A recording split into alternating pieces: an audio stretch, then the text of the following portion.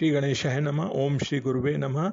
आज की भगवत चर्चा स्वामी श्री राम सुखदास जी के प्रवचन नाम जप का अनुभव पर आधारित है।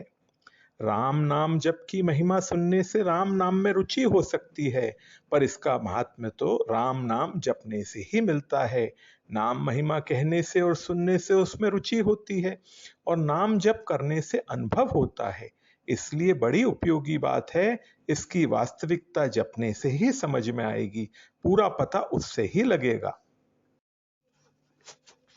रुचि पूर्वक नाम का जप करने से ही नाम का महात्म्य समझ में आता है। ज्यों ज्यों अधिक नाम जपते हैं त्यों त्यों उसका विशेष लाभ होता है। जो इसकी महिमा जानते हैं उन्हें बहुत बड़े अभाव का अनुभव होता है कि हमारा भजन बहुत कम हुआ।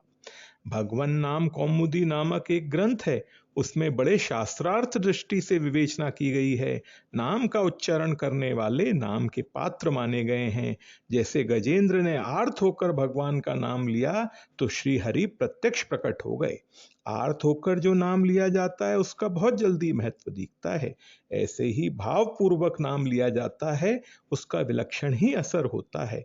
एक पद में आता है, कृष्ण नाम जब श्रवण सुनेरी में आली, भूली रे भवन हो तो बावरी भैरी।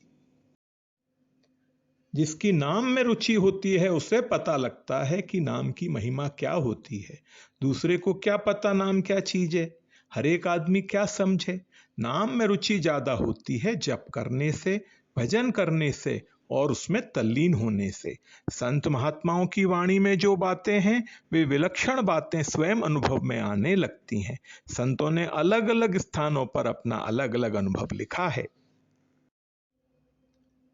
भाइयों से बहनों से सबसे मेरी प्रार्थना है कि आप नाम जप में लग जाएं।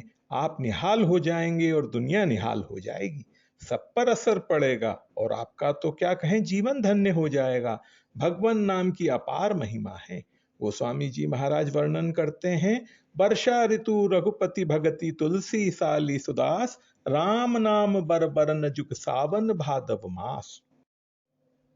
रा और म ये दो श्रेष्ठ वर्ण हैं। ऐसे ही श्रावण और भाद्रपद, इन दो मासों की वर्षा ऋतु कही जाती है। श्रेष्ठ भक्त के यहाँ राम नाम रूपी वर्षा की झड़ी लगी रहती है। आगे गोस्वामी जी महाराज कहते हैं, आखर मधुर मनोहर दो, बरन बिलोचन जन जिय जो।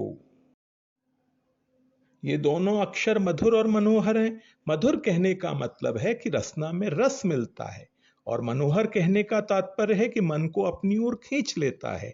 जिन्होंने राम नाम का जप किया है उनको इसका पता लगता है और आदमी नहीं जान सकते। विलक्षण बात है कि राम राम करते करते मुख में मिठास पैदा होती है।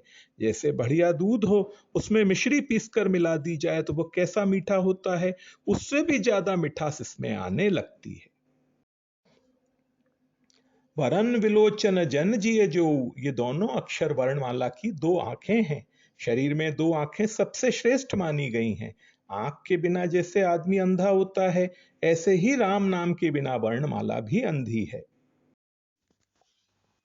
नाम जपते हुए बहुत विलक्षण अनुभव होने लगता है।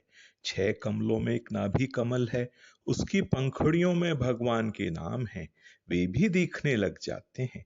आंखों से जैसे सब भारी ज्ञान होता है, ऐसे नाम जप से बड़े बड़े शास्त्रों का ज्ञान हो जाता है। जिन संतों ने पढ़ाई नहीं की, शास्त्र नहीं पढ़े, वेद नहीं पढ़े, उनकी वाणी में भी वेदों की ऋचाएं आती हैं। वेदों में जैसा लिखा है वैसी बातें उनकी साखियों में, वाणियों में आती हैं। वेदों का ज्ञान उनको कैसे हो गया?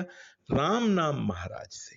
राम नाम महाराज सब अक्षरों की आंख है, आंखों से दिखने लग जाता है और विचित्र बातें दिखने लग जाती हैं। विशेष बात यह है कि नाम जप से तत्व ज्ञान हो जाता है। जो परमात्मा का स्वरूप है, स्वयं का स्वरूप है, इन सब का अनुभव हो जाता है। यह मामूली बात है क्या? लौकिक चमत्कार दिख जाना कोई बड़ी बात नहीं है। राम नाम में अपार अनंत शक्ति भरी हुई है। इसीलिए गोस्वामी जी महाराज कहते हैं, बरन बिलोचन जन जिय जो। भक्तों के हृदय को जानने के लिए ये नेत्र हैं। आज की भगवत चर्चा यहीं तक। ओम श्री गुरुवे नमः।